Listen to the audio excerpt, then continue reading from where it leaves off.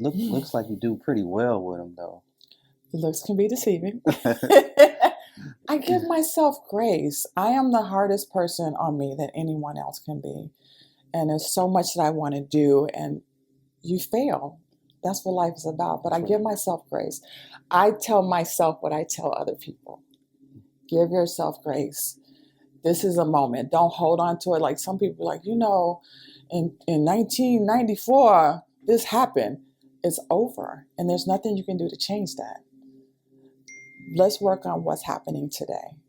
Exactly. And so I will have, like yesterday, Christian was home from school. And I was just like, what am I going to do? You're going to deal with it.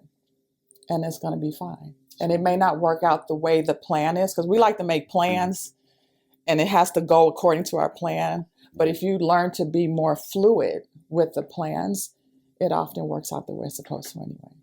And I survived yesterday. Another day. Right? Another day, yeah. Okay. What is a piece of advice you've received that changed your perspective?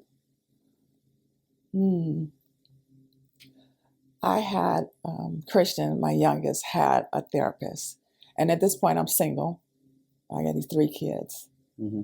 And Paige's schedule started at 0 dark 30, and Christians would go into the middle of the night, and then Matthew wants to watch a movie. Okay. So I'm burning the candle at both ends and in the middle. Okay. And his therapist, she kept saying, do you have help? I was like, no. She goes, I have somebody. I'm like, okay, you know how we do. Like, okay, whatever. Right. And one day, she looked at me, she goes, you look haggard. And so my inner spirit was like, did she just call me? Maybe there's a secondary definition, but that's bad, right? Right. And she goes, I'm going to have her call you. And I said, listen to what she's saying. She said it with love. And from that point on, I've always had help. Ask for the help. Okay. Even if you don't know what that help is. Okay. If you ask, the more I tell people, I will tell a podiatrist I'm looking for a hairstylist. Like, you just never know who knows what. So from that point, I said, let me start asking people, I need help doing this. We were in Florida a few years ago. We're looking for a sitter. And this woman walks up to us. It was a business thing during the break. She goes, I think I know somebody. I said, honey, we don't live in Florida.